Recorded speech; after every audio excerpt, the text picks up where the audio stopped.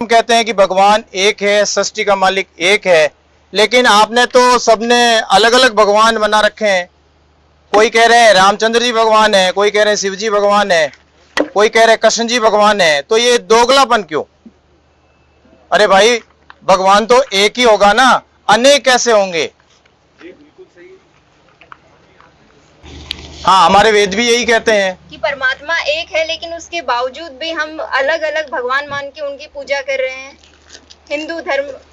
हिंदू होने के नाते ये एक विचारणीय प्रश्न है। नमस्कार दर्शकों, अज्ञानतावश विभिन्न धर्मों की विचारधारा एवं मान्यताओं के बीच हमेशा से ही मतभेद रहा है, लेकिन उसके बावजूद सारी सृष्टि के रचनहार परमेश्वर के लिए एक तथ्य या मान्यता तो ऐसी है कि जिस पर अक्सर पूरा विश्व एकमत होता है, वह है सबका मालिक एक है। फिर चाहे कोई उसे अल्लाह कहे, तो कोई राम, कोई गॉड, तो कोई रब। सनातन धर्म के साथ साथ अन्य सभी प्रमुख धर्मों के ग्रंथ यही प्रमाणित करते हैं कि पूर्ण परमात्मा एक है।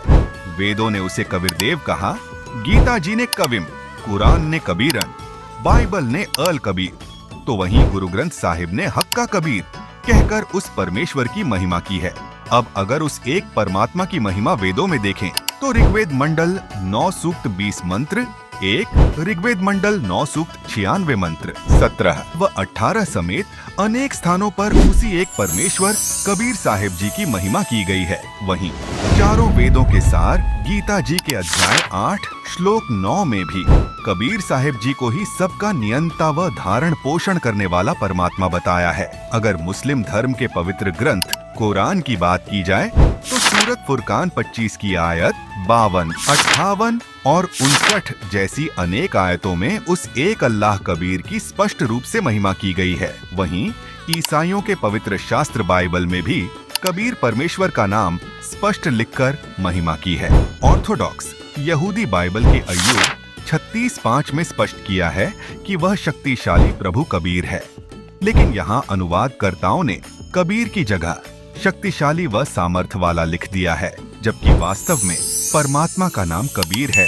सिख धर्म के शिरोधार्य ग्रंथ श्री गुरु ग्रंथ साहिब पृष्ठ नंबर 721 राग तिलंग महल्ला 1 में भी श्री नानक देव जी ने उस परमेश्वर को हक्का कबीर कहकर स्पष्ट महिमा की है।